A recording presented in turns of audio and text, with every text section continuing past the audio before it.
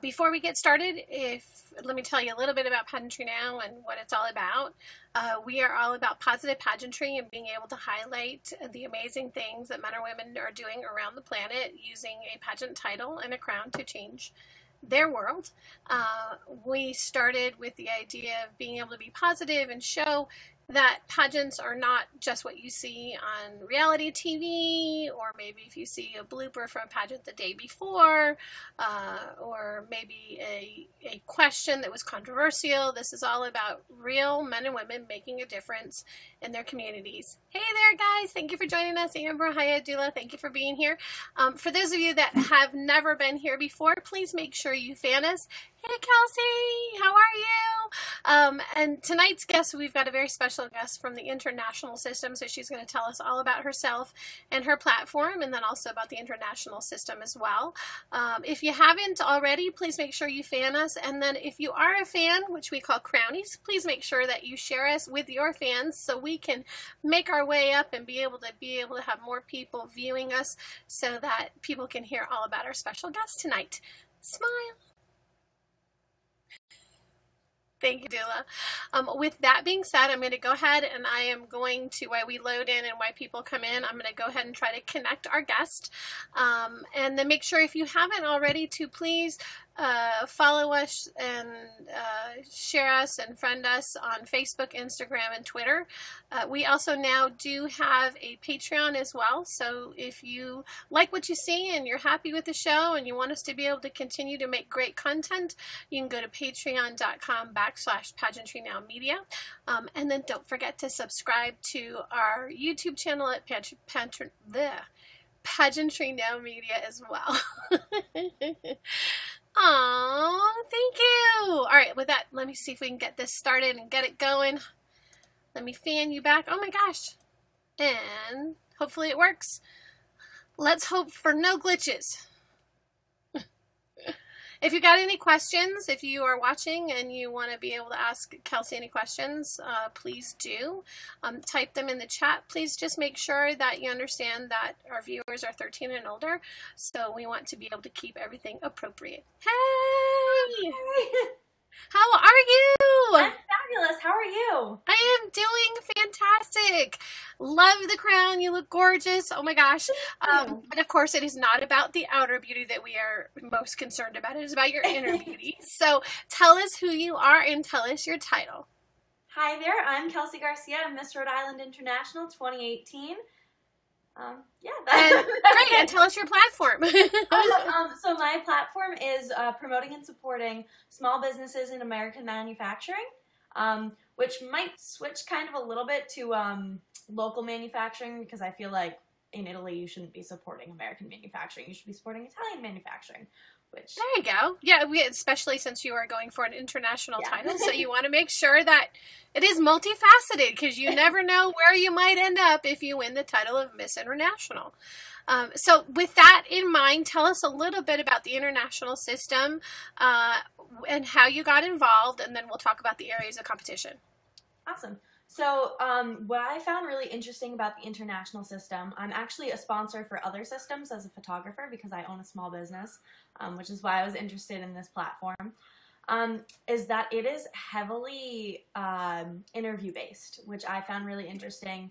And there is no talent, which I was pretty thankful for, because I like to consider myself. Don't say it. Don't say it. You're talented. You just have a different kind of talent. I like to consider myself a very talented photographer, but I don't find that I have a very presentable talent. Definitely couldn't just show my photos and be like, enjoy. You're welcome. There you go. And here you are. And thank you. Got it. All right. So it's heavily based on interview. Tell us the other areas of competition.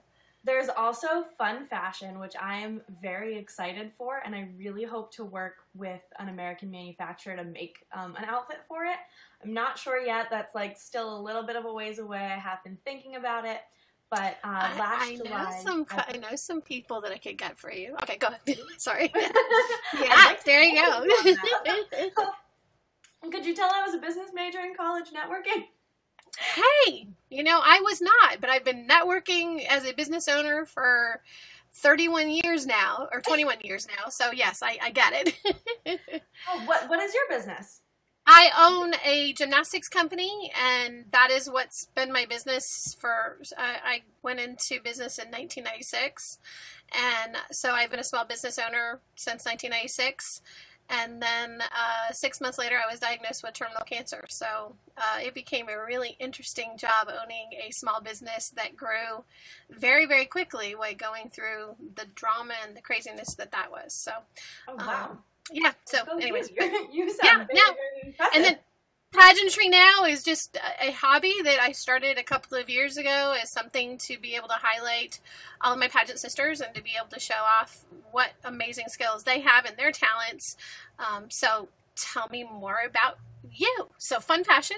Yeah, fun fashion, which I'm very excited about. Last year, in July, I put together a book highlighting clothes made in this region of where my business is located, Fall River, Massachusetts. I feel like I'm on such a weird part of Rhode Island because 2 feet away is Massachusetts, and I feel like it's just one larger community. So I've actually had so many appearances in Massachusetts, which is interesting. I live in South Florida, but I mean, now all of my appearances are mostly in South Florida. Well, I shouldn't say that. I spent a lot of time here and in Vegas, so not even reasonably close to each other. But a few years ago, I made a bucket list. I figured it was about time I did it, and then I ended up. And one on my bucket list was to go to Miss USA in Las Vegas. Mm-hmm. And as a title holder, I had visited 42 states, but I had never been to Las Vegas before. So I ended up going to Miss Universe in Las Vegas, and now I've been 5 times to Vegas, and it's always been for a pageant. So, well, it's one of my favorite U.S. cities. I love it. But I got to be honest, I haven't seen anything except hotels and the airport. So I haven't really done a whole lot of sightseeing. So we did a little bit the last time we were there, but we're looking forward to going back in May and being able to hopefully do some more of the sightsee stuff. So, Make sure you get to ride the roller coaster in New York, New York. Did that last time. I regret not doing it. It's a good roller coaster for me. I probably won't go on it again because I have back issues. But it was super exciting going through the hotel and looping around the hotels as well. Thank you so much, Lavender, for your likes, and thank you for joining us and inviting your fans. We appreciate it. Thank you. Hey, Cheyenne, how are you? Thank you for being here. So I get that whole. As a title holder, you never know where you're going to end up for appearances. So, well, I'm also an alumna of the University of Massachusetts Dartmouth. So I've gone back there so many times just to help with interview skills, which is something really cool. My professor, I graduated in May. I still feel like I'm a student.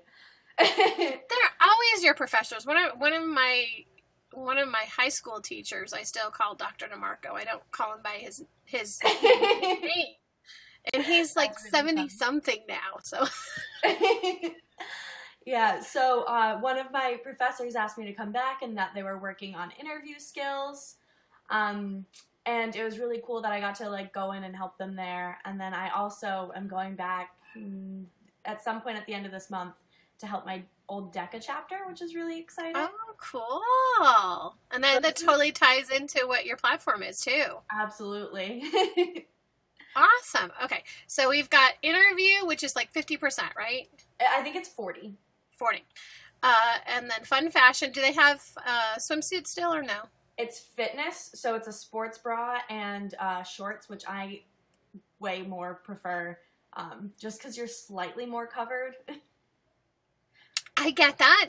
Actually, I don't think they ever had swimsuit. I'm trying to think. I mean, I competed years and years and years ago in Misses, but I don't know if Miss ever had a bathing suit or not. I know Misses did not. It had fitness, so we had aerobic wear that we had to wear. So, which I find pretty interesting. And what I found most interesting about that is that the amazing young lady who had this title before I did, I actually reached out to her through Instagram. I'm a major creep on Instagram. It's all good. Hey, isn't that how you found me? It is. There you go. I find so much out through Instagram. It's not even funny. That's probably my favorite form of social media. And I also feel like super like millennial like saying that, but I'm like, I use it for marketing purposes. I'm a small business owner. I actually, even with the title, have been able to teach social media marketing to businesses. And in this part of the state, it's really underutilized, which I find really, really cool because I get to like share my expertise with people and help them grow their dreams. That is fantastic. I started using Instagram because of Pageantry Now, because, you know, I didn't realize how integral social media was until every title holder that was around me was going, well, do you have Instagram? Do you have Instagram? Do you have Instagram? I'm like, no, I don't. Should I have Instagram? Sorry. I actually just photographed my first fashion show because my small business is photography. So I got to photograph my first real fashion show. I've done like a few bridal fashion shows for a radio station that I worked for. And I got to work with like, it was Fashion Week Rhode Island. It was really exciting. And as soon as I got there, everyone was like, oh, I'll follow you on Instagram to follow me back. And I was like, oh, we're done with Facebook likes? We're no longer pushing Facebook? Not anymore. Not anymore. I mean, it is a little bit, and you know, and I kind of vacillate back and forth because YouNow is reasonably unknown. A lot of people don't know about it, but YouNow was around. The way that I found out about it was I was on the red carpet at Miss Universe, and I was interviewing Perez Hilton, and Ruba Wilson, who is a huge YouNower, came up on the red carpet because he was covering everything backstage for Miss Universe and said, hey, come on, join me in this. And I'm like, I'm not supposed to be on the red carpet. He's like, just come over here. And so, you know, I'm in the middle of, you know, the red carpet with Perez going, what are you talking about YouNow? And he kept saying, this is the next YouTube. And this is, you know, the thing that we're all going to is going to live streaming.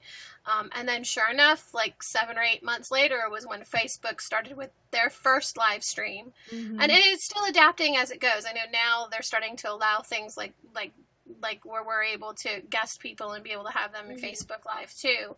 But I also don't see as many people active on Facebook as much. It's just become, because the algorithm, there's so few people that want to watch it. So, and I see people kind of trending to different, I mean, I never did Snap, so I don't get it.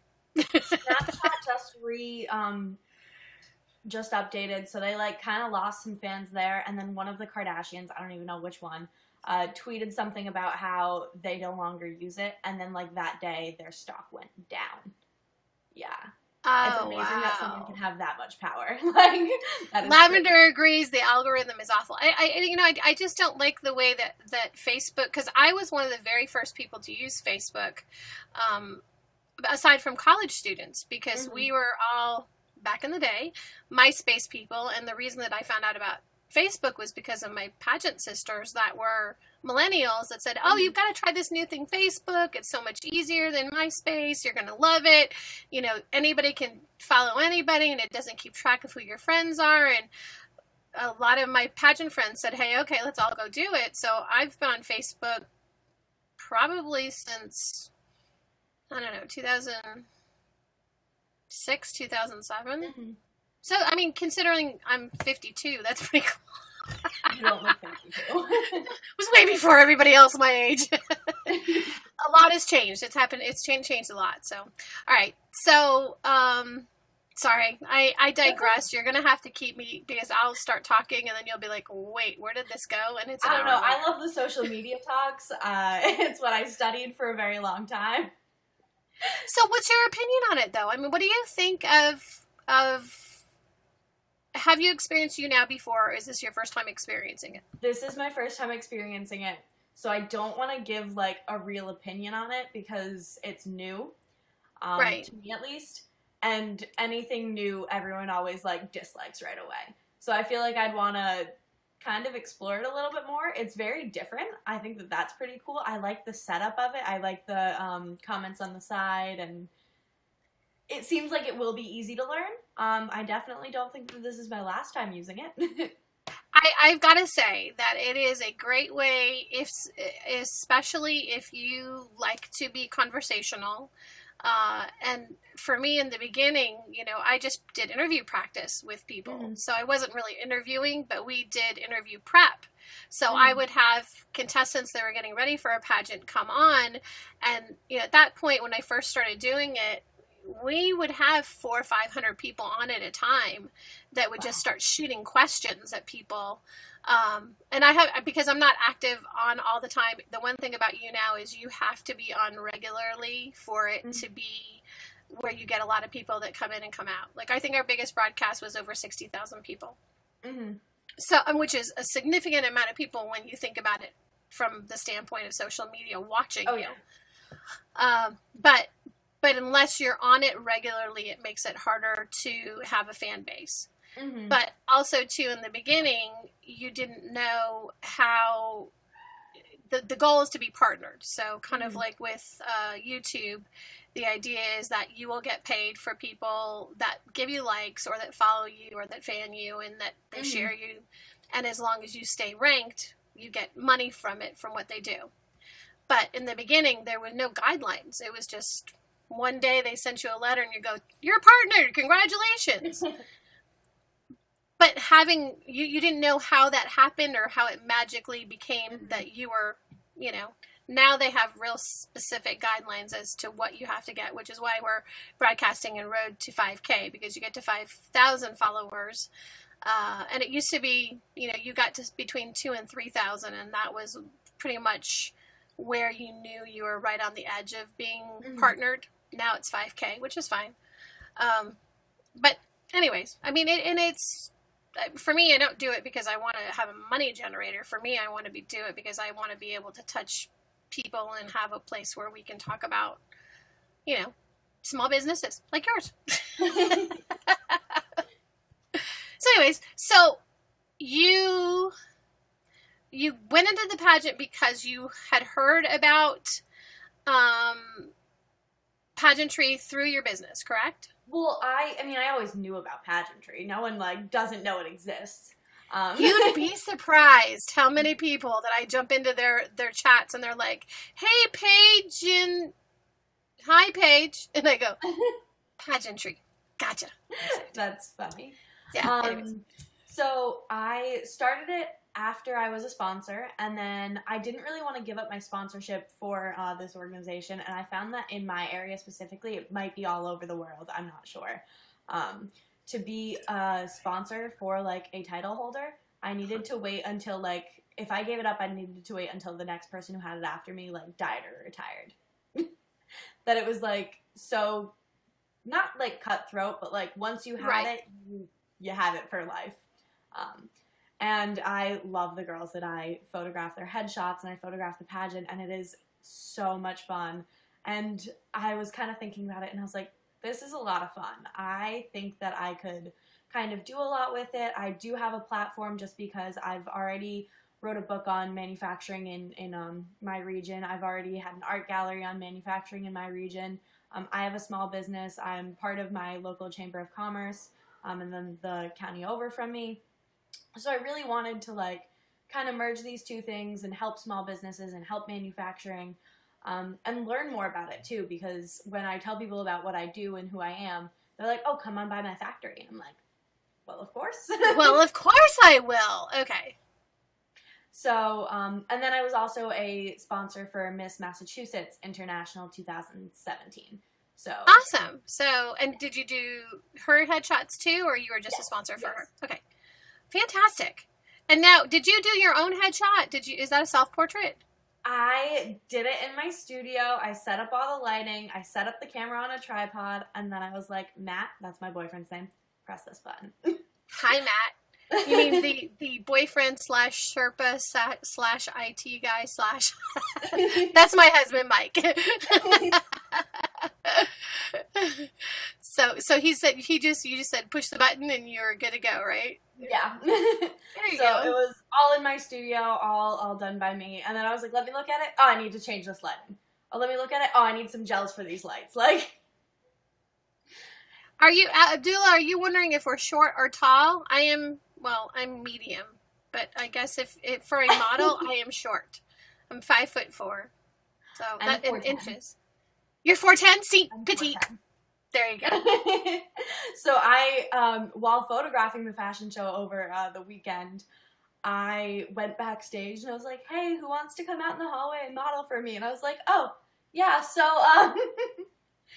Wait, you're like me? This is me with my microphone. Hi there. How are you? You're 16? It's a pleasure to meet you. I mean, seriously, like, the microphone goes up and I'm like, forget it.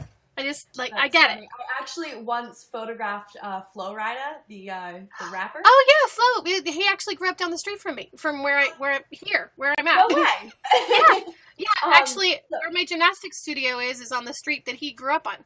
That's so which is cool. Florida Street, but that's where Flo Rida came from. Yep. But when I was photographing him, it was like a meet and greet session. I was taking the photos, and he was talking to my boss, and I was like kind of standing behind him, and it was the first time I had photographed like someone that big. Like before that, I had photographed like Disney stars that weren't as big anymore, kind of a thing, where like my little teenage heart was still beating. I was like, oh my goodness, 2011 Kelsey was so excited. No, that's so cool though. Okay, go. But when I was photographing him, he like turned around and I jumped so high he almost hit me in the face. And I was like, I should have stayed there. Broken Nose by Flo Rida would have been a really good story. Oh my gosh. He was just like, oh, I couldn't see you there. And I was like, I'm short, I understand. I was just trying to be unobtrusive. He's so nice. And it's funny whenever he's in town because he rides in a three-wheeled motorcycle, and then he has like a motorcade that's around him. So you always know when he's here because a little bit. It's like the black expeditions that come up next to him on the side, and the whole posse gets out, and you're just like, yeah, he's here. It was like the one time that, President Obama was here several times, but there was one time that he came down. Hey, Aaron, thank you for becoming a fan. Or Aaron John, I appreciate it. Let me fan you back. Thank you for being here. Please invite your fans. We appreciate it. We are here with Kelsey Garcia, who is Miss Rhode Island International. She'll be competing for the title of Miss International. So I see you're in Australia, so maybe she'll be coming to, or Austria. I don't know which one. Australia or Austria. You can, if you look on AU is Australia, right? I don't know where you're looking. I'm still doing it. If you click on their names, it'll tell you like where they're from. So. Oh, weird. That is pretty cool. Isn't that cool? Yeah. Some people put it like if they're from the U.S., it'll say where they're from in the U.S. But if they're from another country, it'll put the abbreviation of the country. But I think AU is Australia. Because I'm from American schools and I'm not great with geography abbreviations. Sorry. Oh, God, that was awful. So you doing like real photography? Like if you have and how long have you been a photographer? So I have been a photographer for a little over 5 years. I started my business in April 2012 and I graduated high school in June of 2012. So. Oh my gosh. So you were an entrepreneur all the way from the very beginning. Yeah, I actually, we moved houses. Our whole family moved houses 4 years ago about. And when we moved, I found notebooks with everything spelt wrong. And it was like finances. And it was just me planning out future businesses. And I was like, oh, some of these aren't that bad.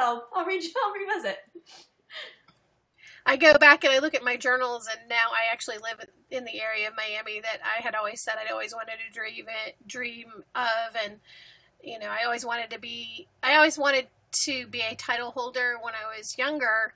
Mm-hmm. I competed when I was a teenager, but not for the right reasons. I was competing more for, you know, the sparkles and the fame and the notoriety, and not for the reasons that I feel like we should participate in pageants. I think that pageantry should be about sharing a story. So, you know, now I'm a title holder, and I own my own business, which is the other thing that was a big plan for me. So, like, when I finally look back at my journals from when I was in high school, I thought, okay, I guess I'm not doing so bad. I kind of got all the things I thought of, and now when I look at the bucket list we did in 2012, I've got almost all of that checked off. So now I've got to figure out what we can do next. There's always something to do next. Always something to do next. So do you think is Flo one of the most famous people you photographed? Or, I mean, not that you want to brag or anything, but definitely up there. I don't know if anyone here is a fan of like Girl Meets World. Sabrina Carpenter was pretty cool, and she was like closer to my height, so like didn't have to worry about her almost hitting me in the face. There you go. She's adorable, though. I mean, I only know about most of the younger TV shows because my gymnastics company. So we have some teenagers, but most of my instructors are 20 something. So. Oh, so no shame. I totally watch Girl Meets World. Well, like, so what's cool? Tell me what's cool so I know what to talk about. Yeah, I have no idea. After Girl Meets World, that's all I kept up with just because of Boy Meets World being so good. Oh, there you go. There you go. Good. All right. So going back to areas of competition, we've got interview, swimsuit, fun fashion, evening gown. Mm-hmm. Is there an onstage question as well, or no? There is an onstage question as well. And fitness. Okay, so yeah, and what do you use to get ready for that one? I actually I'm most nervous for. That's the hardest part, I think, is not knowing what's going to happen with onstage question. And I have seen crowns won and lost because of onstage question. Mm-hmm. So I mean, and the one good thing about international is that they are not quite as political as some of the other systems are. Mm-hmm. But you still have to think on your toes. Oh, Mackenzie's here to ask you the hard questions, so just be ready. Best 16-year-old ever to ask pageant questions. She does not compete in pageants, but she will ask you the hard questions. So just don't ask anything yet, Mackenzie. This is Kelsey. She's Miss Rhode Island International. So I just warn people because I have people now that come in to interview with Mackenzie so that she can ask them hard questions. There you go. So, all right. So what has been, in your experience, being as a sponsor with pageantry and being on the other side of pageantry, what was your experience compared to being a title holder? So behind the scenes versus in front of the camera, what has been your favorite? Thank you so much, Kens. I don't know. I think that I didn't realize how awkwardly I smiled. That was probably like the one first thing. Like, well, because I had the difference between it is because like I'm young. So like when I sponsored girls, I was really only like a year older than them or the same age as them. One of them was actually older than me. So like they would tell me things like I was their friend, you know what I mean? It's not like it was awkward where I didn't like get as much information as them and it was like, hello, welcome. It's not like if Bob Lasky was photographing you and you're like, okay, you're like 60 something, so okay. So that was probably like I felt like I had some really good insight from them, and like one of the girls I was a sponsor for, I actually like called her up a million times and I was like, hey, I need someone to model for me. You're gorgeous and I pick you. So she even like modeled in all of my like other photo shoots, which was like really awesome. So like we just talked about pageant stuff. She would show me like what dresses she was going to use. She'd like ask for my opinion on things. So like I kind of had the background view of it. The pageant director of the pageants that I sponsor like would kind of talk to me about things. So I feel like I got a good view of all around it. And the one shocking thing was looking through my headshots and being like, that's an ugly smile. Like, and my boyfriend would even be like, you need to smile your real smile. And I was like, I don't know how to say something. I don't know how to do that. If you go back with my headshots, and actually the person that did this was because my ex-boyfriend and my husband are friends. Mm-hmm. And my ex-boyfriend made a comment, she's got the stupid pageant smile. And he goes, yeah. And my husband said, yeah, I know. And because they know the difference between my real smile and my pageant smile. And I went, wait, what are you guys talking about? So my husband went back and got all of my headshots and overlaid them on top of each other. And they are the exact same head tilt with the exact same smile. That's funny. And that was the moment. So I had been competing for off and on for 30 years. Mm-hmm. And it was that moment where I went, oh, maybe we need to try something a little more authentic. And that's when I finally got my first great headshots. When I just relaxed and I was like, I don't care what you do, just take pictures of me. And that was when I realized it didn't have to be hi. Oh, wait, that was the fake one. Can you tell? Because I turn and I go.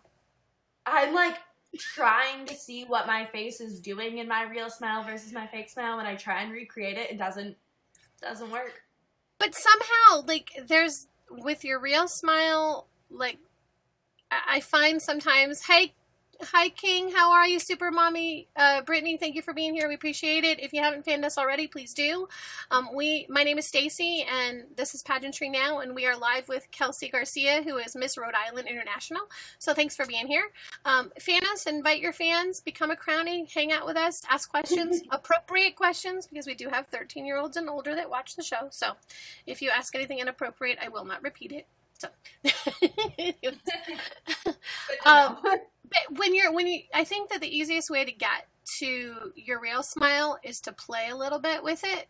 Mm-hmm. Like play. I mean, as a photographer, you tell everybody, to move and to sway and to do different movements and kind of play around. But when you actually do that as someone who's being photographed, mm-hmm. and the person who's on the other side, because that's the other thing too, is that whoever the photographer is has to be willing to catch that moment when you are totally but see, that giggle right there was your real smile. Yeah. But I got it. When you smile your real smile, your face opens up and you've got and your mouth is open just a little bit. So there you go. I find that it's either open just a little bit or my mouth is like a weird But seriously, because those are the ones where it's going to set you apart from the other very specific pageant headshots too. Because that's the other thing too, is that when you're competing in pageants, the first impression that a judge gets is the photo of you. They either got the program guide, and whatever headshot you put in is that first impression. So I hate the ones. Thank you. She has a great one, so I think she's awesome. But, so that's one of the things, is to try to make it so that your photograph really looks like you authentically, which I think is important. Yeah, I agree 100%. And I feel like this has even kind of helped my photography grow, like, a lot. I was going to say that. Do you think that this has... Oh, thank you, Kens. You're amazing. We both have amazing smiles. So what... Do you think that this is going to change the way you see photography? It already has. And I get like a little bit more inspired, I think. Just because playing around with it and just kind of like seeing different areas, and I'm like, ooh, like that would be a great photo. Like that's a great idea. And even my headshots, I feel like they have grown immensely since like because I was going to say to you, the one headshot that you have that's the one of you, the kick with the cute head back is really, really cute, but it doesn't do you justice, because I see now your personality, and I love your personality. Thank you. I mean, you are adorable. 40% interview. Hey, but you honestly, okay, so you want me to show you one of my favorite pageant pictures? Yes. This was me being a goofball, and the thing that kills me is the international director is now using this in his marketing. Oh. It's cute though. Is that crazy? Because I was totally goofing around. No, but it's cute. It's fun. And you need something that sets you apart from, the way you look too. So when I stopped trying to be the perfect, because I went for one, I've done a lot of photo shoots over the years, and I did this one photo shoot about, I guess it was 5 years ago. And I had the photographer booked for 2 hours, and we had the shot in 5 minutes. And he's like, so what do you want to do now? And I was like, I'm done. I'll go home. And he's like, no, let's just play a little bit. And when we played, it was when we actually caught me being me, which I was like, okay, it's taken that long for that to happen. That's pretty scary. Because I had the perfect pageant shot Mm-hmm. before that. So, anyways, that picture makes you laugh. It's pretty funny, man. It's cute, though. It's not like an embarrassing laugh. It's like, aha, that makes me happy. You know? So, hey, Dazil, thank you for being here. I'm Stacy. This is Pageantry Now. If you haven't already fanned us, please do become a crownie and join us. So, what do you think has been the most, like, being behind the scenes and being in front of the camera, besides your realizing that you've got to smile a different way, which is totally, isn't it weird that is the thing, like, that's the awareness for you?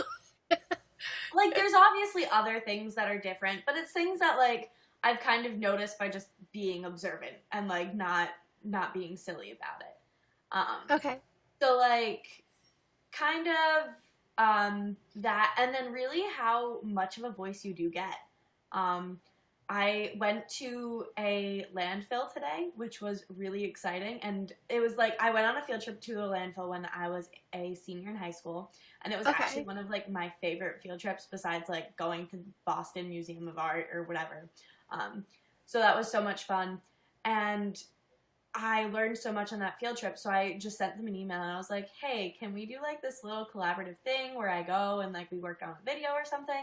And they were like, yeah? Like, you know, we work with recycling and trash, right? Like, so I thought that it was really cool that I could kind of collaborate with people and how open they would be to listening and helping and all that stuff. So if I could connect you with a designer that uses repurposed materials to be able to make your fun fashion, you would love that? I think I would. I think I have somebody for you. You're gonna love her. Okay, and she's here in the United States, so everything she does is here, and she makes everything by hand. So that's so cool. Yeah, it doesn't happen very often anymore. I actually just while we were at the landfill, I'm gonna grab a photo. There was just stacks and stacks of these are just aluminum cans all right, crushed and stuff. Yeah. Oh, and, my gosh. They then send that out to manufacturers in there's like a little smudge on there, in the United States that use repurposed goods. So that was pretty cool, and that's like how they get it sent to them. Okay, so tell me a little bit more about why you want to help small businesses and why it's so important that you work with. Thank you for joining us. I think it's author Lena Rose. Hey, Sir One, thank you for fanning us. Why do you want to be able to? And from the Philippines. Why do you want to be able to support local business and manufacturing locally?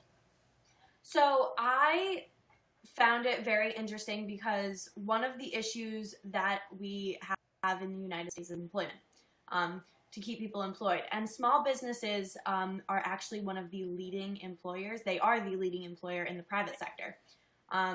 So people kind of push small businesses under the carpet, and they're just like, oh, like, we don't really need to worry about that. It's just one small business here, one small business there.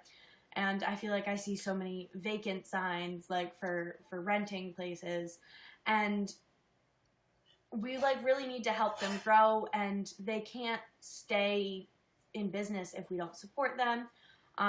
Obviously, sometimes it's not feasible to support some small businesses because of your personal income, and that's totally fine, but there are other ways to support them by, like, helping them get their message out, or things like that. Like, there's one small business in Rhode Island that got a very negative review on Yelp for, like, literally no reason. It was like they had a long line. It was like, oh, you have a long line. It's like, yeah, that's a good thing. And they just kind of, like, started using cuss words and all that stuff in the review. And reviews are so harmful when they're bad. They are. You really don't think about that. And no one really wants to share a positive experience. People only like to complain. So to share your positive experiences at places, even if you don't end up purchasing something, like, go on their Facebook, be like, wow, they had such a great selection of things, like 5 stars. Something like that is still beneficial to businesses. No, I agree. In fact, whenever I get great service somewhere, I always ask for the manager, which really freaks people out because they think I'm going to complain. And the first thing I say is, I just want to tell you that the person that handled this for me was fantastic, and they were really personable, and they did a great job. And the managers kind of go, okay, thank you. Like, they don't know how to take that, because usually when you ask for a manager, it's like, all right, let me have it. And, and I mean, on the rare moments where I ever complain, I always try to put it as positively as I possibly can. I won't ever put it on social media. I always go directly to whom it is that I have the issue with, because it has affected my business. I mean, we've been very lucky. We haven't gotten, God, please don't let me say this and let it happen, but we haven't gotten really not any bad reviews, which is why if you look up gymnastics in Miami, my company pops up first, and we're the youngest as far as, because I was with another company and we were business owners, and then we had a bad partnership, and so there was a very bad divorce, and we weren't married, but it felt that way. And I went to go work for the Olympic team in Texas, and I just found that I didn't like that, so I opened up a little place down the street, and that's how my company Imagination got started, was me just going, you know what, I don't need anybody else to help me, and I'm not going to put my reputation on the line. And we've been lucky enough to have, 5-star rating on all of our social media, which I think is super important. And if I have an issue, I try to address it right away, because it's hard. It's hard as a small business owner. So to keep that going and try to keep that positivity going. So what can you give as far as advice to small business owners with respect to how they deal with their social media, and pageant title holders too, because I don't think a lot of title holders recognize that judges have access to your social media. If they know ahead of time who you are, I know as a judge that I have done it myself. I go and I check out the contestants. So tell us how those go hand in hand. For title holders specifically, I would say, remember, you're a brand, and you're not just representing yourself, you're representing your system, and your town or your state. Whatever you're representing is you're representing more than just yourself, but realize that you're representing yourself as a brand as well, if that makes sense. Right. And to really make sure that you are putting your best foot forward, and to stay active for brands in general, especially because you kind of have a goal with your social media, whether you are a title holder where you need to kind of represent what your platform is, or maybe you need more sponsors, or there's so many different things you're trying to sell, and you're trying to get your message out there. And the international system. Okay, there you go. You answered it. There you go. So that there is a goal. Business owners, I feel like they need to realize that social media does not take place of a website. That's very important. It used to, but not anymore. And when you're first starting, it's totally different. And like when you're kind of working it out, just because it does cost money, and social media to have the account is free. So like that's something that's good. To recognize that while it is free, spend advertising dollars. That's something that's very important. And a lot of people are just like, oh, I'm going to beat Facebook and not do it. It's not beating Facebook. It's spending advertising dollars. It's an advertising budget. That is right. Marketing. Absolutely. And to realize that, like, posting to social media and social media marketing are two totally different things. This is absolutely true. You are, and I didn't understand all of that until I started doing Pageantry Now. So if you think, yay, Mackenzie, we're featured and we're number 1. So there you go. So you're doing a great job. Thank you. Kelsey, thank you. I didn't realize it until I took on Pageantry Now, how integral $10 a month would be in advertising on social media so that we could get the brand known, so that people would be able to start to see it, and so that we could do advertising. And it was a big aha for me to recognize how much social media really plays in a small business's atmosphere. And it was at that moment when I started to make those correlations with Pageantry Now, with my gymnastics company. All of a sudden, Gymagination just went crazy. Like, our expansion, like, we don't have space in any of our classes anymore. I get Groupon calling me once a month going, we'd love to have you advertise with us. I'm like, I have no place to put any more kids, but thank you. and when I tried to do Groupon 6 years ago, I couldn't get anybody from Groupon to call me back so I could advertise with them. So, you know, it's nice when you learn that you are a brand, your business is a brand, and if you can figure out a way to be able to use social media in a positive way, not just by posting, but by actually spending some dollars of advertising so that you can be able to let people see you.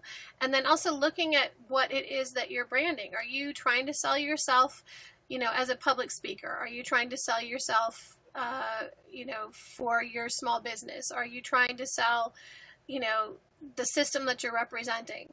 Those are all things that really have to kind of play in all of that. So, so what has been your favorite part of being a title holder? Meeting people and networking. Definitely, by far. I mean, and like obviously speaking about my platform, but while I'm speaking about my platform, I get to meet so many people and like kind of learn about them. Yeah, I have met so many business owners and I've learned so much from them, and I've actually got to teach them stuff, which is really cool, just because every sponsor that I work with locally and some that are kind of far away, I got to then give them back some photography. So I have 2 donut shop sponsors, which is really cool. It's not going to be as cool when I get closer to pageant season and realize I got to stop eating them. Okay. You can have everything in moderation, regardless of whether you're competing or not. I don't want anybody to misunderstand. Pageant girls eat food. We are not starving ourselves. And, the truth of the matter is, it's So I have 2 donut shop sponsors, and both of them I have sent back some of my professional images, and they then like share that on social media. One of them has like 34,000 followers on Instagram. PV Donuts, they're pretty thick. They have 34,000. It's probably like up to 38,000 by the time this is done, to be honest with you. But I find that amazing, though. I mean, that's the one thing is, like, I still haven't figured out exactly, I mean, everything that's happening with Pageantry Now has been totally organic. In the last 5 months, all of a sudden, something happened in pageantry, which I was really working and advertising and really trying to make it grow, and then all of a sudden, I just got emails from people that I didn't know, like yourself, DMs that said, hey, I'd like to be on your show, or an email saying, hey, I'd like to be on your show. And I was like, okay, I did this show every day for 1.5 years. Every day I was on every single day. Wow. And then all of a sudden I went, okay, we're done doing this. This is just not working out. It's not what I want it to be as far as a brand. And then it became a brand.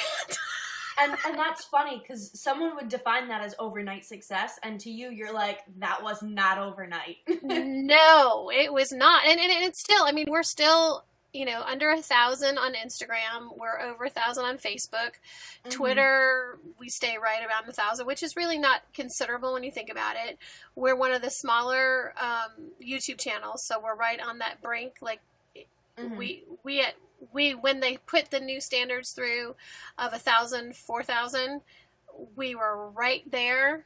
And then all of my interviews from Miss Universe last year dropped off before February 20th. So we lost that, which, I mean, again, I think it made me $20 for the I mean, I have so many YouTube videos. I have one YouTube video that was doing so well, and it's actually on my dad's YouTube channel, because he also is a small business owner, which is probably where I got my passion from. I was going to say, where did this all come from, this entrepreneurial spirit? Because you're very young to have that kind of experience and that much drive. That doesn't happen very often. You don't get your wheels on until you're closer to 30. So my father is a small business owner as well, which is kind of funny because it's like it's a very large business. It's an auto body shop. He has about 70 people working for him. That is not a small business. Small business is under 500, so technically it is. Yeah, but that yeah, and it's really funny because we've actually done cars for Boston Bruins, for various athletes, and it's always like really, really cool. And people are like, how did that happen? I'm like, it's a small business, but it's not a small business. It's not a small business. It's an impressive operation. They're good. Like, that's how it happened.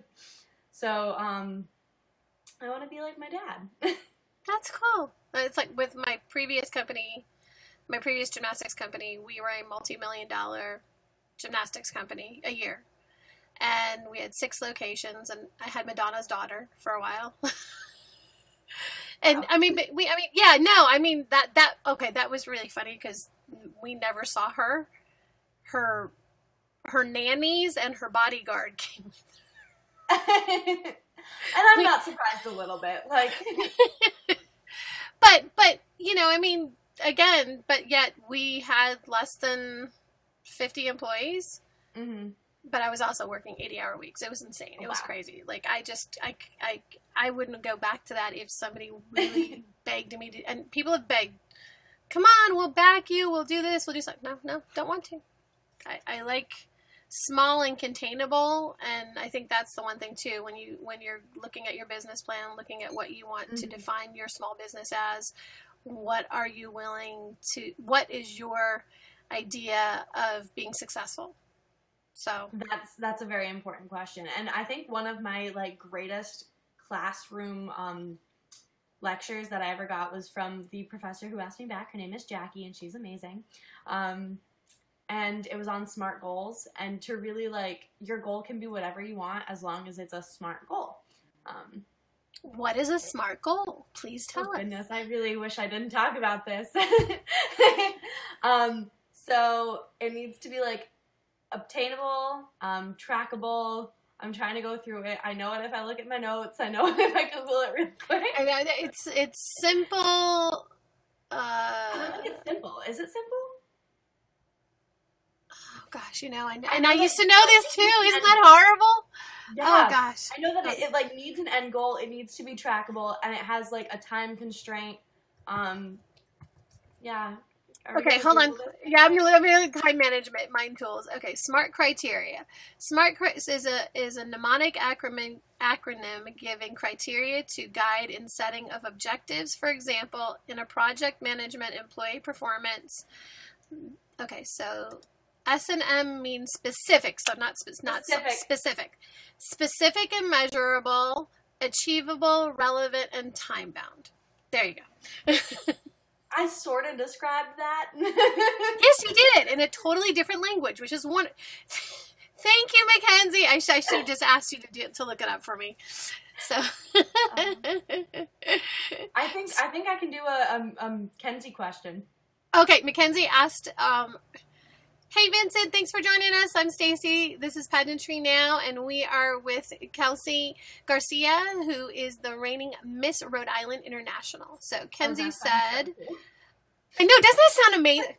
This is my first title. It's not my first title. It is my first title. So and you're going directly to international. Oh my gosh.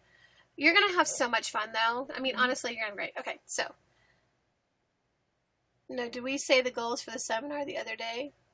Yeah, we did. No, what? Hold on. Mackenzie, I wanted to ask one of the questions. What's the most important issue, in your opinion, that the world needs to address today, and why? Ooh. I told you, she's 16. To be kind to each other. I think to be kind or respectful. I'd probably say respectful. Because there's no way we're going to have the same opinions ever. Right.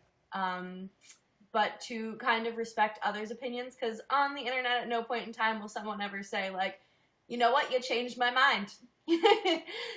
So to kind of just, like, respect those opinions, and if you do have a discussion, to kind of be like, okay, I hear you, I don't agree with you, and here's why I don't agree with you. She says, I meant to say that SMART goals were because we set them in a seminar. There you go. Oh. Thanks, Kenz. No, it's true. And that's the one thing that we actually end the show with hashtag be kind to one another, just like Ellen ends her show, because we have seen, or I have seen, so many different title holders that come in all shapes, sizes, colors, ethnicities. You know, we've had transgenders on the show. You know, I really want to be able to highlight everybody and understanding how important just being kind to someone and just being respectful of them. I don't think people understand how much damage can be done with a few clicks of your keyboard, especially in social media. Mm-hmm. And for a long while, when we were just doing random shows, we would talk about bullying and how to deal with bullying. And we actually had a sponsor that was from Egypt that he actually runs an anti-bullying international program. And the whole concept was, you know, accepting people for who they are, which is how I became an ambassador for the body image movement. And, you know, I'm a cancer survivor, and that was my goal for the longest time until I realized that I wasn't a cancer survivor anymore. I graduated. I was done with that. And then I realized that I loved who I was, and I was tired of people expecting a pageant title holder to look a specific way or to act a specific way. One of my friends, Miss New Bedford in the America organization, just had a few articles written about her because of her not looking like a title holder. And I think that that's silly, because I think she's gorgeous. She's so pretty. And, like, it's just crazy. So, yeah, if I can find that article, I'll send it your way. But I think it's so important that we offer, if we can spend some time, especially right now, there's a lot of negative stuff on social media. And everybody's very, very bilateral on it within the United States. I think we all very specific, and everybody's entitled to their opinion. I mean, I don't ever disagree. I might disagree with it, but I think that at the end of the day, you're entitled to your opinion. So, high fives. Mackenzie loved your answer, by the way. Thank you. But we don't recognize how much it can affect, like you said, a small business. But just because you may not have exactly what you're looking for at a specific business, to turn around and say something hateful about that business really isn't doing anything, when the easiest thing would be just say, hey, can you get this for me? Mm-hmm. And honestly, small business owners are usually pretty dang accommodating. Like, if you're like, oh, like, you don't have this, like, they'd be like, oh, we'll order that for you. Like, we'll get that in. So what do you think the best piece of advice you can give to someone who's a small business owner? Like, what do you think is the thing that is that little nugget that when you say that, everyone's face goes, I don't know. To know that you're not gonna, like, to be patient, I guess. To be patient and work hard. But that's, like, what you kind of expect. So, I don't know if that answers. I always tell people, remember, you're going to lose money for the first 3 years. It is really wholly uncommon for a small business to make money before the 3-year mark. Unless you have something that is so phenomenal that, I mean, even in that case, it's really, really hard for a business to be successful. And make money. I mean, that's not to say you can't pay salaries and you can't do certain things, but to actually see a profit and loss statement and actually see a gain in it is very hard to get. So I think that's the one piece of advice that I always say to people is don't get discouraged. Mm-hmm. It's hard to get your name out there, so you talk to as many people as you possibly can. For me, I started carrying cards, but like postcards in my purse that have bright colors all over them. So whenever I hear a 2-year-old screaming, I just walk up to the 2-year-old and hand them the bright cards so they stop screaming. Is that crazy? I don't say anything to the parent. I don't say anything to the child. But it distracts them long enough so the parent can kind of get their stuff together. And it had happened so often that all of a sudden, 6 months later, some lady walked up to my child and gave me this card. So I'd like to know about your class. That's funny. So, I mean, is that crazy? That's kind of crazy, but it works. It is. All right. Historically speaking, who is an inspirational role model to you? Mackenzie asks. Ooh, that's a really tough question. Like a really tough question. Bright colors are fun. You're right, Mackenzie. Squirrel. Okay, go ahead. I need to think about this. Because I feel like the role model that, like, is most inspirational to me is my father. But that's great. So why not? But that's not historically speaking. He's historical to you. No. Not even in Rhode Island automotive repair, he is. Can I say my grandfather? Just kidding. Why not? I mean, honestly, you can say, you know what? Actually, I don't have a historical role model, but the person that really is my role model is my dad. Yeah. So it would be him. And then there's like a bunch of other people that I like obviously admire. But I don't feel like they're historical either. Like, for example, Taylor Swift's marketing people, genius. I don't know who they are, but I want to be their best friends. Like, Taylor Swift, you're cool and all, but I want to be friends with your marketing team. And, like, I find that really, really inspirational just because they're so smart. Very, very smart people. So that's really cool.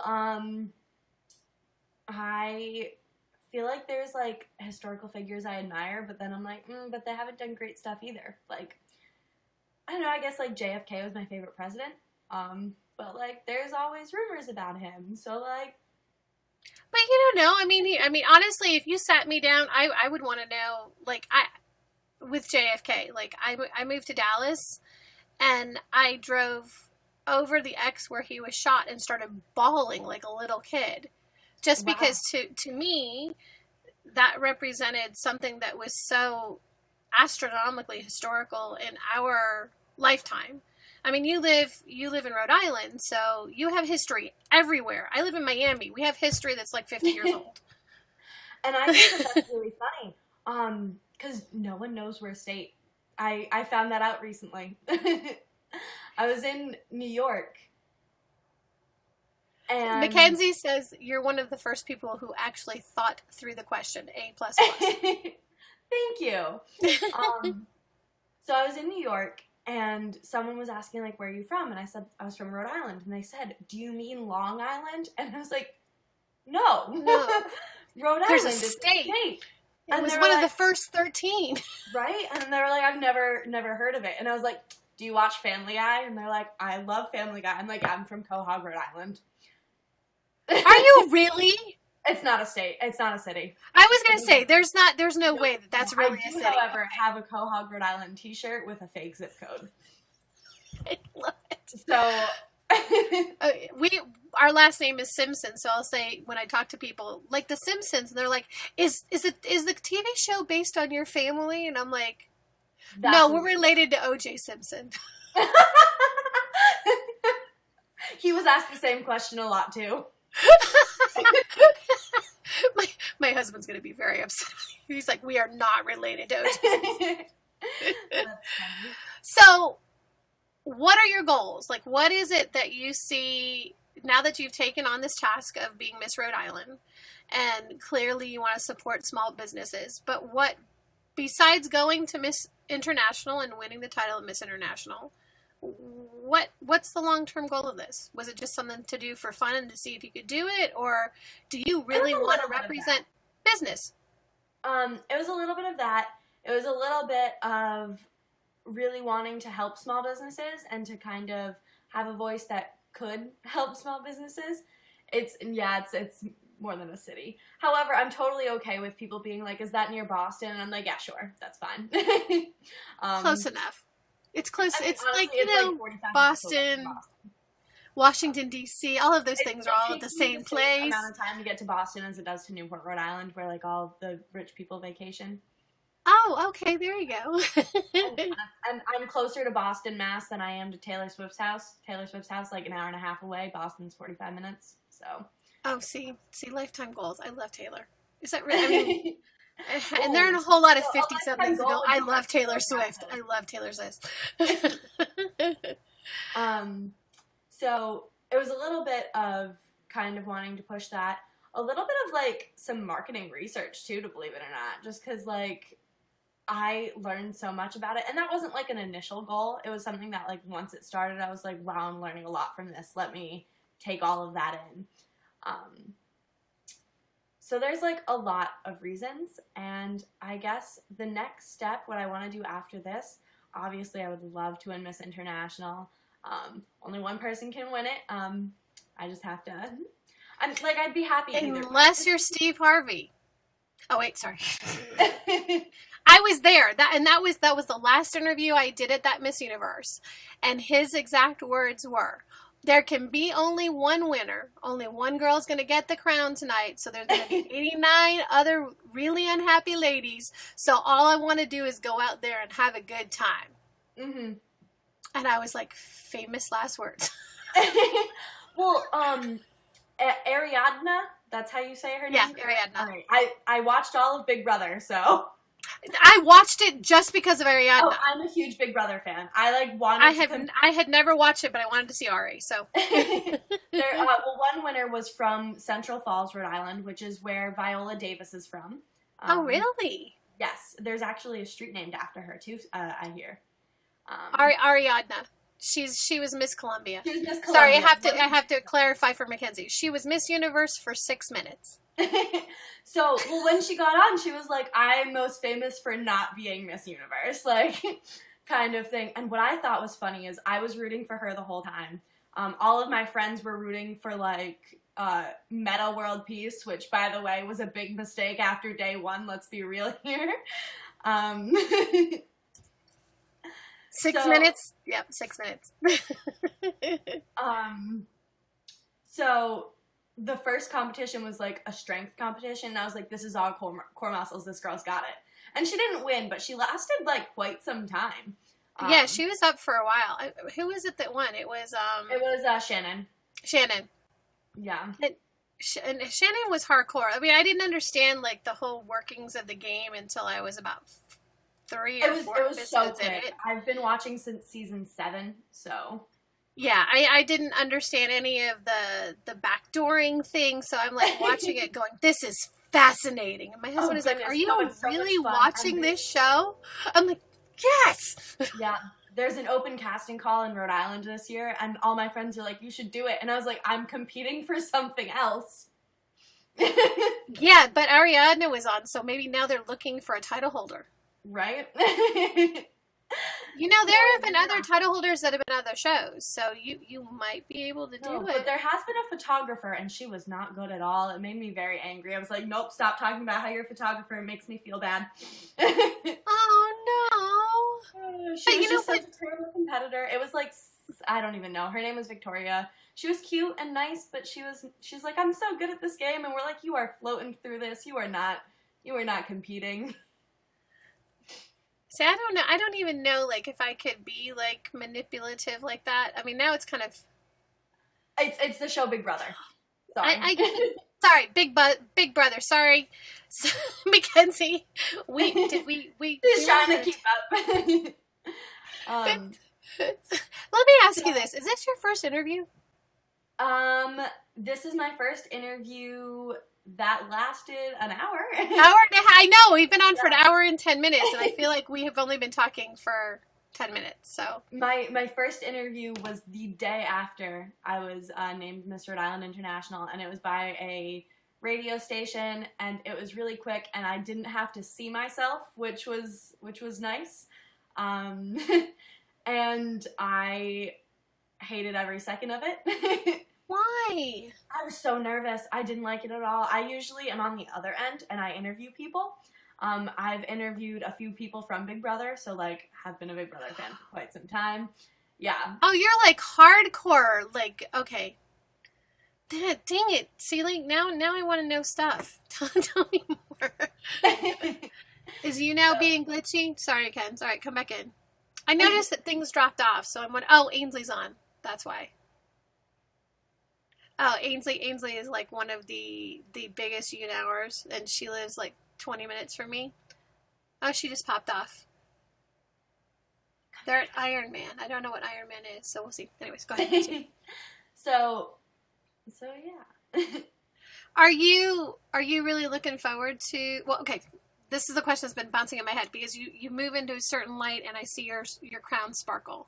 So how did it feel the first time that you put that crown on? Like I could accomplish any of my goals. And like I've got a lot of big ones. Like a lot of big ones. One of my first big ones is I want to have a photo on a billboard in Times Square. Like not of my face. God no, not of my face. Like a photo I took. Why not of your face? You could if you win Miss International, you could easily be on a photo in Times Square. You never know. Just because I don't know, it's new for me. Like being on the other end is new for me, and I like get so much joy out of seeing my photos places. I actually was once in the mall and there was like a sign of like food, and I was like, that looks familiar. And I like walked closer and I was like, oh, I took that photo. That's why that looks familiar. I saw that photo for a couple weeks on my computer screen. Oh my gosh, but that had to be like the most amazing feeling of accomplishment is like all of a sudden going, wait, that's mine. Yeah, and it's like it's been happening a little bit more and more because I kind of target my photography to brides, to title holders and models and like anyone who would need headshots kind of a thing. Thank you so much. And then small businesses. Right. And the small businesses is great because that like is all year round, and I am in New England and it is snowing, and I didn't. Oh, that's right. You're in the middle of the nor'easter right now, aren't you? Mm-hmm. Again, for the fourth time. What's that? Isn't it like the fourth one in the last 3 weeks? Yeah. It's been great, but I had 2 snow days. It was a good time. I got through so many photos. So lots of editing has been done during the nor'easter. Yes. It really messed up my sleep schedule. My sleep is all crazy. I went to bed at like 5 o'clock in the morning both of those nights. You've got 70-degree weather, Mackenzie? Are you serious? It's 50 degrees here in Miami. I would love 50 degrees. Okay. It turns 75 here and people are getting out fur coats and mittens and boots. Yeah, my parents live in Naples, so like we get so you totally understand. Yeah. I mean, it's funny. My grandmother, my vovó, I'm Portuguese, will always be like, "Oh, like, aren't you cold? Put on a sweatshirt." And I'm like, "I'm about to go to the beach." Like, exactly. No, I love cold weather. That was when I went to Las Vegas for Miss Universe, the first time. It was in December. And, so I bought mittens and coats and stuff that I mean, we couldn't find them here, but I bought them online and I still ran around in short sleeve evening gowns, like literally back and forth around. People are like, don't you want to put clothes on? I'm like, I'm fine. It's 32 degrees and snowing. This is awesome. I was, the first time I went to Vegas was for a car show. Well, a car expo, SEMA. I'm not sure if you know it. And it was November, so it was like right after summer. It was kind of chilly, and I was like, oh, it'll still be warm in Vegas. This is awesome. So I had shorts, a few pairs of jeans, like, some stuff, and I left wearing a scarf. My mother took the scarf from me and like used it as a blanket the whole week. Yeah, I went to Vegas with my mom and dad, and pretty cool. We went for Thanksgiving. Mike's first time going. My husband is Captain Malcolm. He's here. He just popped in. The first time he went to Vegas was for Miss Universe. Because, every husband, that's his dream, is to Vegas to Miss Universe. And we went, because this year it was Thanksgiving. It was Thanksgiving week. Mm-hmm. And so that was the reason that we actually did sightseeing and we went on the roller coaster, because normally I just go, I mean, everybody in the airport knows me. They're all Filipino, and after Pia won, the dress designer that I want to introduce you to is Filipino. She's American, but she's American Filipino. Yep. And so I was able to say, I know Pia, and then all of the staff in Las Vegas are all Filipino, and they're like, really? What can we do for you? I'm like, really? It's that easy? The same thing happened at Disneyland with Nia, because I know Nia Sanchez, who was Miss USA, and she used to be a princess at Disneyland. Oh, that's cool. Tell the staff that. That's really funny. I have the last name Garcia, and every time I go somewhere that is like very Hispanic, whether it's Mexico or any other Spanish-speaking country, they're like, "Oh, Garcia," and I'm like, "You follow Portuguese." I was going to say, well, actually, I thought it was because here in Miami, Garcia is, but yep. You see, and the only words I know are obrigado and fofinho. You would actually say obrigada. Obrigada, because I'm a female. You are correct. But my dogs are long-haired dachshunds, and so our neighbor across the street is Portuguese, and so she calls them fofinhos. So fluffy. I'm like, yeah, they kind of look like bread. She goes, because that's the actual translation. Fluffy bread. And I was like, wait, my dogs look like fluffy bread? And she's like, yeah. So. But Spanish and Portuguese are kind of similar. They are very similar. I feel like my family is from, not like my mom and dad, but my grandparents are from the islands of the Azores, and they have a very different way of speaking Portuguese where we just cut the end of every word off. I actually did very poorly in Portuguese class because of that, which was really unfortunate. And I was just like, please, just like, help me out a little bit. She's like, no, you don't speak it correctly. And I'm like, awesome. Yeah, that's kind of like the difference between Castilian Spanish and Cuban Spanish. They're totally different. So it's like speaking, hillbilly or proper New England English. Proper New England English. So Michael, stop. Yes. I said so And in the midst of me interviewing a former Miss USA, her and I in a 5-minute interview said 60 times. Your point is? In English class, senior year, you have to come up with a senior project in Rhode Island. I'm not sure what other states have to. And I said it again. But part of it is your presentation. And when we were in that class, if you said you knew it and you were embarrassed by the rest of the class. So when I first got to college, I joined DECA. Right. I'm not sure if you're aware of it. It's a professional development club. We do a lot of public speaking. I actually presented there, which was really awesome. I got top 10 in the world because it's an international conference. Oh my gosh. My business research project, which is on solo-mo marketing, social, local, mobile, and I did it on a local zoo, which was so much fun because our meetings were literally at the zoo. And every time we left, the zoo director or our whoever our contact was just saying, all right, now, if you want to enjoy the zoo, go for it. And I was like, guys, we're going to go see the elephants. I broke my foot going to see the elephants. The day after Christmas, I broke my... Hello, Donald. Nice to see you. No, he doesn't have a pageant anymore. Sorry. He sold it in 2014, but nice try. And you know who owns it now? Bill Gates. Did you know that? I did not. I mean, I knew that he no longer had it, but I didn't really know where it went from there. Well, WME and IMG are owned by several stockholders, but some of which are pretty positive people on the West Coast. So Bill Gates is one of them. Steve Harvey is one of them. So, yeah, there you go. Isn't he the iPhone guy? Sure. Yeah, sure. We'll say he's the iPhone guy. Got it. Yeah, no, not going to happen. As long as Paula Shugart's in charge, it's not going to happen. So, all right.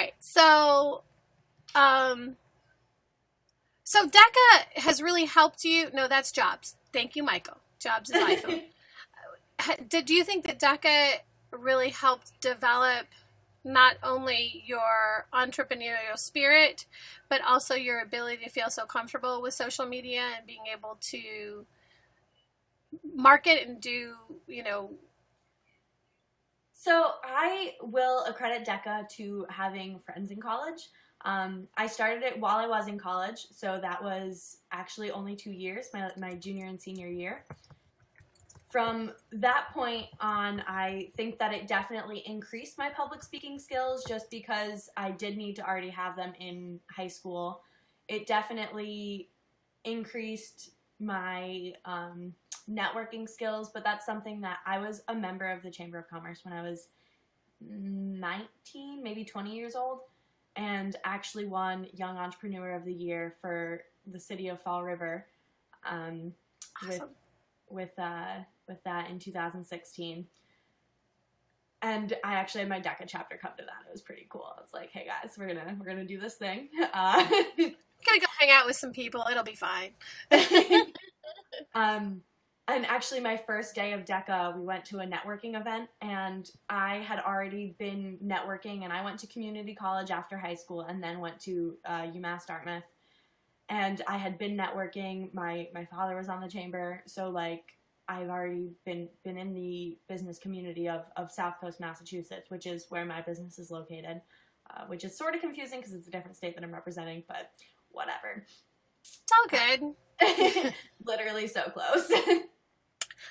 You know where Ariadna lives? In Miami. I'm going to come visit you. We're going to find her, and she's going to do a photo shoot with me. Do you want to do photo shoots with... You let me know, because I can totally... I'll just have you come with us to... Well, we're going to try. Fingers crossed we're doing Miss America this year. So if we do Miss America, you can come hang out with us. I'm hoping I have more friends in Miss America this year. It was really, really exciting to see friends, like, on TV. Isn't that cool? I had a little viewing party. It was so much fun, and the entire time. So Jill Zuko, Miss Massachusetts, I took her headshot to compete for Miss Massachusetts, and I was just like, go Jill. And then right before Nicolette, which was Rhode Island, went to Atlantic City, I did a photo shoot with her, which you can, like, it's actually one of the photos in my cover photo on Facebook. My company is called K Garcia Productions. You should go like it on Facebook. I have seen it, K Garcia Productions. I've looked at it. I think I liked it, didn't I? You might have. I don't know. I really couldn't tell you. I am very lucky where I've been promoting that so much that I have a little over 5,000 likes on Facebook. That's craziness. Oh no, I didn't. I liked your page, but I didn't like. The K Garcia Productions is my small business. Photography, videography, and marketing to an extent. Really pushing that coming up. I feel like that's something that I do want to start developing more, but I don't want that to grow too fast, because then I don't know how I'm going to handle it. So you like me, where you do interviews with your iPhone, and which I've got to tell you that I see tons and tons of people using lots of really high grade stuff to do pictures and to do interviews, and whenever I'm on the red carpet now, I use my iPhone, and then we have a special microphone that hooks up to my iPhone. And thank you, Craig. That was very kind of you. And they turn out just as well as if we had a professional. I think for video, I agree with you. Photos or not, I know, I agree. Photos, I disagree with entirely. I've actually worked with one company that I took a lot of photos for. I sent them all the photos, and they kept posting photos that they took on their iPhone, and they looked so bad. And I was just like, but I gave you these. You didn't even need to buy them. Like, use them. That's why I always ask, please send me a headshot so I know which one you want me to use. Otherwise, I will go stalk you on Facebook or Instagram, and you will have whatever picture is up there up for for promotion purposes. So I agree with you for video. There's actually an iPhone film festival, which is pretty cool. Yeah. Are you serious? Yeah. So I actually have been interested in video long before photography. I actually started photography because one of my friends, I had my DSLR for video. And I'd been doing video since I was 8 years old. We had been my neighborhood friends. I wrote scripts. I gave everyone parts, and I would film it. I had one of those DVD player recorders, and I couldn't edit those, so I would make everyone stand perfectly still and switch the camera angles. I was very young. Oh my gosh. My specialty was Christmas movies. We would have some really good Christmas movies. I would also be in them, which was cool. So like you'd never see everyone in one scene because someone would be stuck holding the camera. Or we'd have it on a tripod and then that person would walk out of the like scene. They'd like have a reason to walk out to cut. We'd be like, whatever, I'm leaving. And then like cut. And I'm out later. So I started with video. Uh-huh. And then my friend was like, I don't want to pay for senior portraits. Your camera takes photos, right? And I was like, I'm not a photographer. Are you sure? And after I took those, I was like, hey, these are some dang good photos. I'm going to do this now. That's so cool, though. Oh, see, my goal was to go to law school, become an attorney. I was going to be, I was going to be Viola Davis, and that was it, or, whatever it was that I was going to be. And then when I was working on the weekends teaching gymnastics, I went, no, this is way more fun. I think that's what I want to do. My parents didn't like that when I got accepted to Harvard for law school, and then I went, no, don't want to do that. I'm kind of with your parents, but I'm happy you're doing what you want to do. Not as lucrative probably as it should have been, but I still love what I do. So you need to be happy. Like if exactly. you're not happy, then there's no point to it, because you could be making so much money, but if you're just not happy, then like what is it for? And again, I think that's one of the things too, like I said before, measuring your success, it's your measurement of success. And so, that really is dependent on you. Your business's success is what you think is successful. If it's monetary, great. But if you have other goals, having those goals set out for you and knowing what it is that you want to do is way more important. So, as long as I pay the bills, I'm good. I don't need to be a millionaire anymore. I did for a long time. I really was very monetarily driven. And then, I think facing death was one of those biggest things where I just went, it's not about the stuff you have, it's the people you have and the experiences you have. And so now our business services low income clientele. So we either do no cost or low cost classes for kids. And I think we're way more successful than when I had a multi-million-dollar business, because what I'm doing is much more valuable. So there you awesome. go. Yeah. And we work a whole lot less. I'm very interested in your business, and I feel like we need to chat like beyond. Yeah, I think that this has gone, we've done this for an hour and a half now. This is like way longer. I was like, it'll be like 20, 30 minutes, no big deal. But I love you. You are so easy to get to know. And honestly, you're going to slam interview, because you just have that personality that people, I found myself using the body language, so I kind of leaned in and I was paying attention. I was like, wait, I got to stop doing that. But you're very conversational. Thank you. I really hope that does help with the interview portion, because it's such a large chunk, and my bubbliness is real. In high school, my nickname was Bubbles. It's very authentic. And honestly, the one piece of advice that I can give you is please don't change that, because so many women go into this thinking that they're looking for a specific kind of personality, and they're not. The one thing that I love about the experiences that I've had most recently with doing this program is that I have gotten to know some of the biggest names in pageantry, and have seen them laugh and seen them cry and seen them, behind the camera being real people. And that is what I want. I don't want someone that's going to be fake or try to be somebody else or try to be what everyone thinks the image is. So I hope that you keep that authenticity, because that's super important. Thank you. Aww. I appreciate that.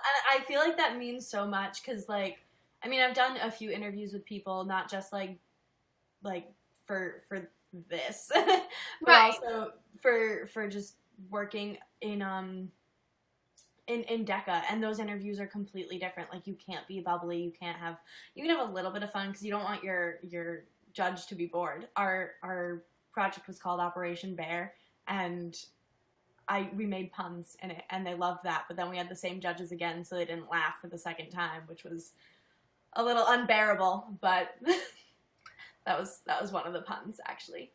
One of the craziest things I did on stage was Outstanding Woman in America.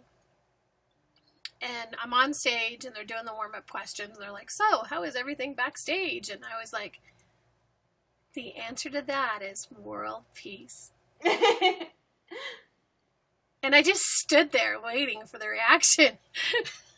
And then I went into me, and everyone cracked up, and I was like, I wanted the judges to know they were getting me. I mean, it was really awkward for me in interview, because we had a 1-minute intro.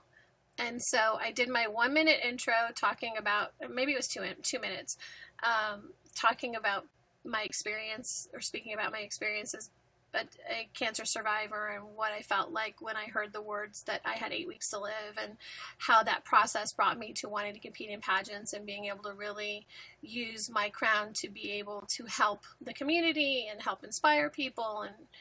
And I stopped that statement, and the judges just stared at me. And I kind of went, does anybody have a question? Because they didn't say anything. And they all looked at each other and went, no, we're good, thanks. And then one of the judges kind of shyly put her hand up, and she said, I have a question, but it's totally unrelated. And I said, well, what's that? And she said, my sister was just diagnosed with cancer. What do I say to her? And I just was blown away. And I was like, treat her like you would normally. Do things for her that you would want done in your home. Call her on the phone. Don't change anything that you do. Just make it so that you're not ignoring what she's going through, but make it so that, she understands that you're there to back her up without her having to say, I need help, because the hardest thing to say is that you need help. And then after that interview got really comfortable, but it was the most awkward interview I had ever had in all of my years of competing. And then it turned out that I was like 100 points away from my first runner-up. And my first runner-up was a news anchor on TV. Oh, wow. And was 5'9". I think that's going to be something that's weird. I'm kind of expecting every girl to be, like, tall and, like... No, actually, the very first Miss Galaxy was 5'10", or 4'10". She was adorable. The crown was almost bigger than her head. Yeah. So, no. So, I mean, and that's the thing, is don't let what you think your preconceived ideas are define you. Keep being who you are. Because you're adorable.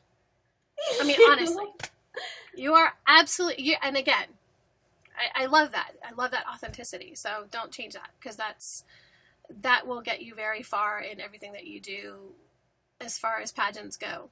And a lot of people are going to try to undo that from you. And I just think that that's such a disservice. Well, I appreciate the advice, like, a lot. Like, a lot. Just call me anytime. We can do this again. I mean, seriously. And that's the other thing, too, is, like, again, it's just my opinion. And, and that's why I always tell people pageants are very subjective. So one person's opinion isn't your entire judging panel. So just remember that, if one person, because you'll get comments hopefully afterwards, and they'll tell you what they liked and what they didn't like. And I just always say, it's subjective. Tomorrow, the same people can compete, and the same judges will be judging, and they'll be in a totally different mood, and you'll be in a different mood, and you'll have a different winner. So, anyways.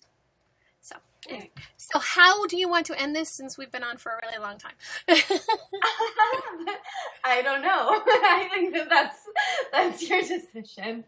I'm not the grown up in charge anymore. I don't want to be the grown up. Okay.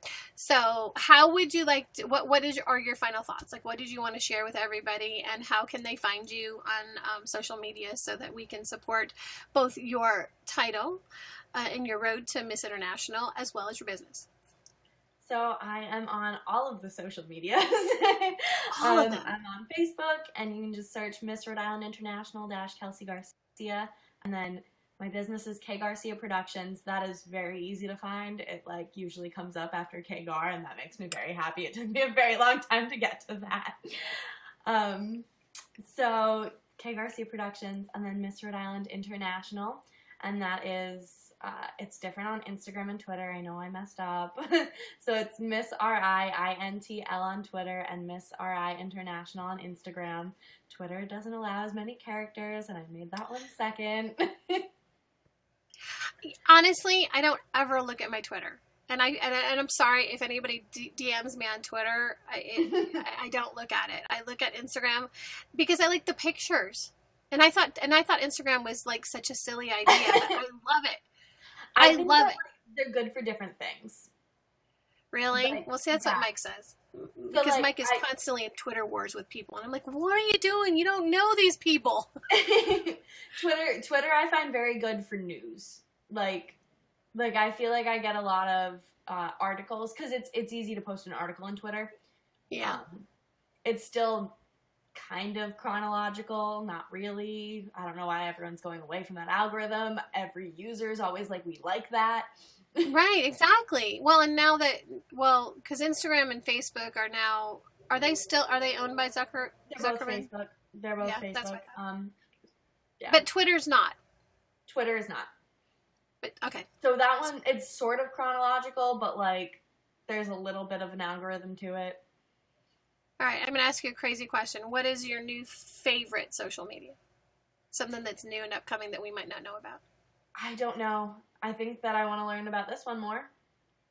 Check out Rise too. RIZE. Actually, I'm gonna go on Rise.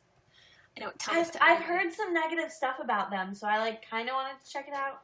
It's a YouNow product, so it's kind of like this, except you can have up to 4 people in chat with you. It can get YouNow used to be unmonitored, so it used to be a little bit more salacious. So I feel like Rise is still a little. It can be inappropriate, so I don't tell anybody that's under 18 to do it.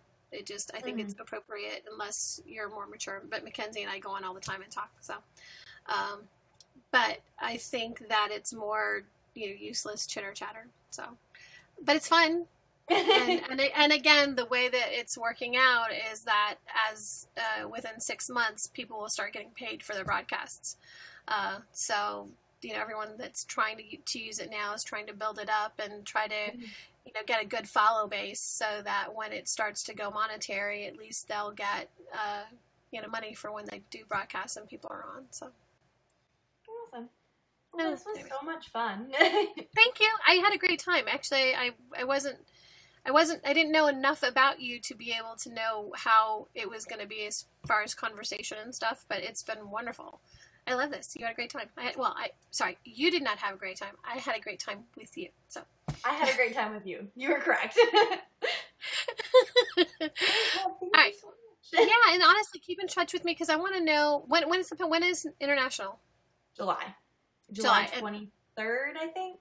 I knew it. It's written in my calendar. I'm not really good at remembering dates.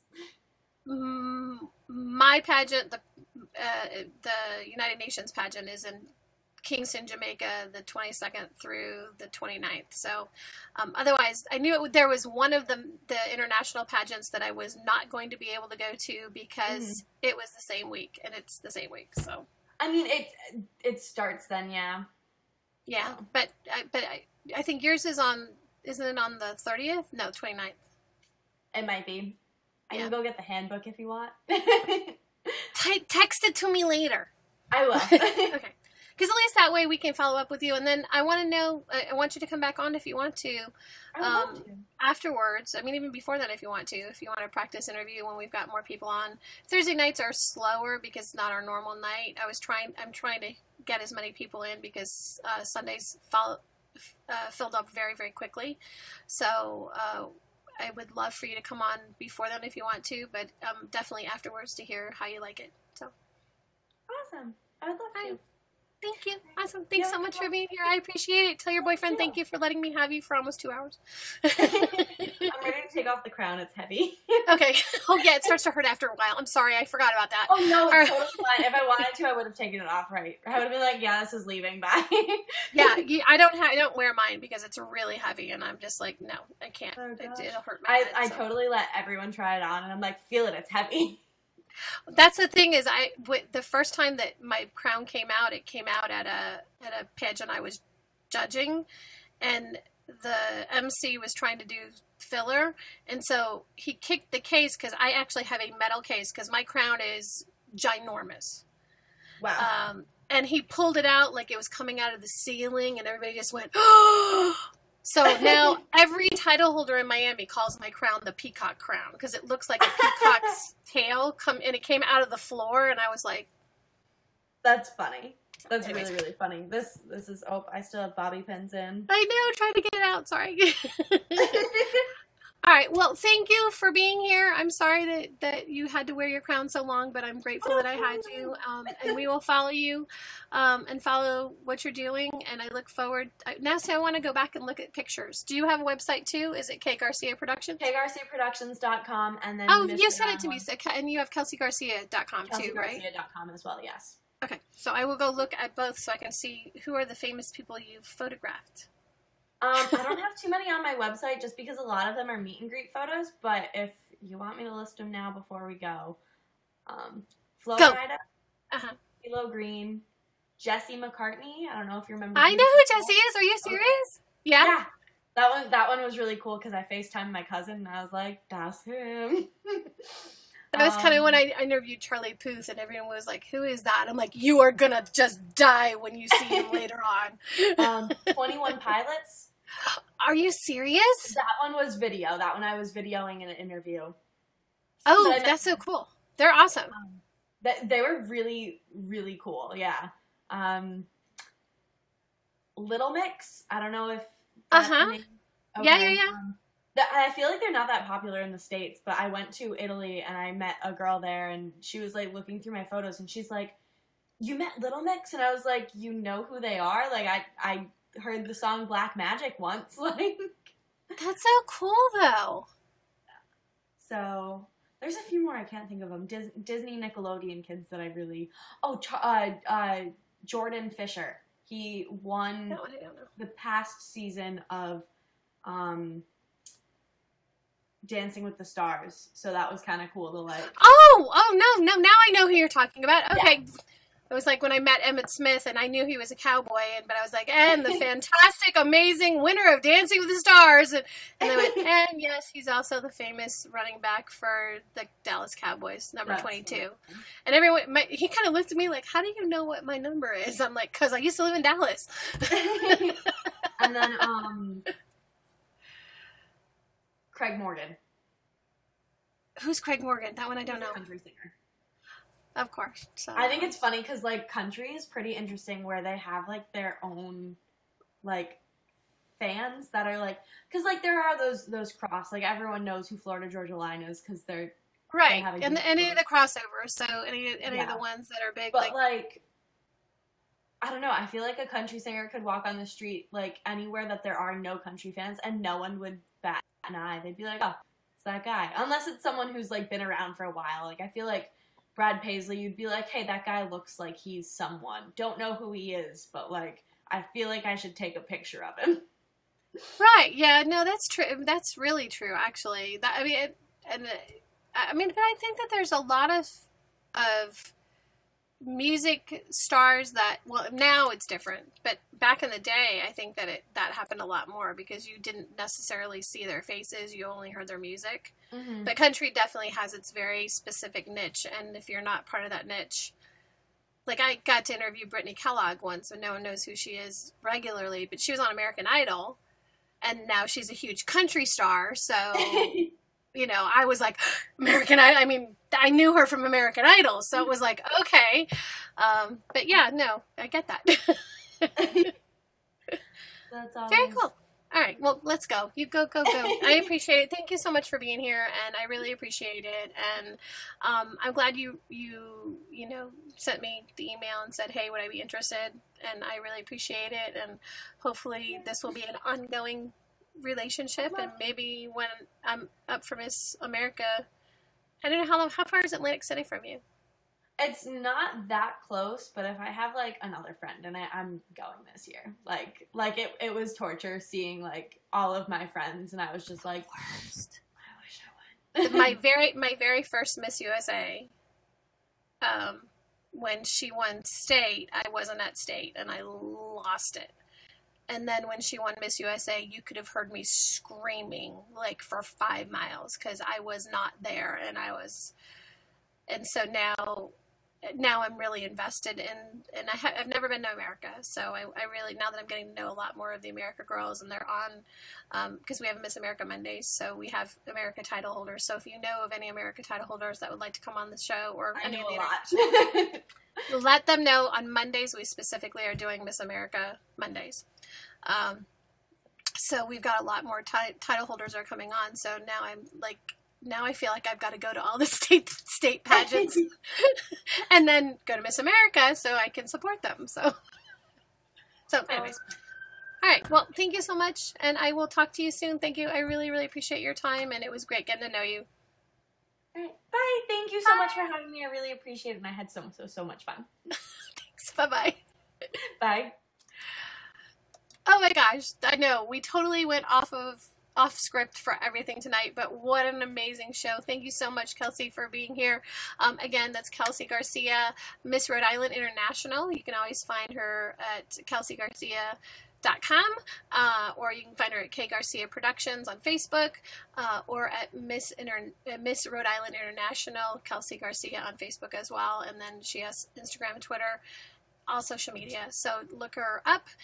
And while you're there, look us up too. We are Pageantry Now. You can find us on Instagram, Twitter, and Facebook at Pageantry Now, and then subscribe to our channel on YouTube, which is Pageantry Now Media. And then again, like I said earlier, we now have a Patreon page. So if you like what you see and you'd like to be able to help us out, you can go to patreon.com/Pageantry Now Media. And if you'd like to donate to the show, you can, so that we can continue to offer great quality shows, or just support pageant title holders in general.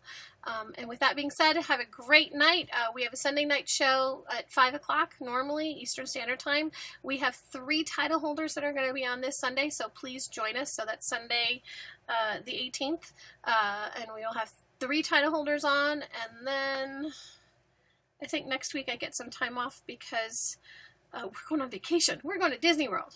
So let me see. Let me check. Saturday the 17th, so St. Patty's Day, we're going to be at the Miss Florida Plus America pageant. So look for us there, and we'll be doing interviews there. And then Sunday night at 5 p.m., we're going to have on the Ms. Universe VT pageant title holders. They're going to be on, so you can join us for that. And then I'm on vacation, so our next interview will be on Sunday the 25th. So I look forward to seeing all of you, hopefully, on Sunday. And if you are not already a fan, please fan us now and become a Crownie and enjoy the fun and enjoy what we do, and invite your fans to come and join us too. And I will see you guys on Sunday. #be kind to one another, and that is a wrap, everybody. Thanks. Bye-bye.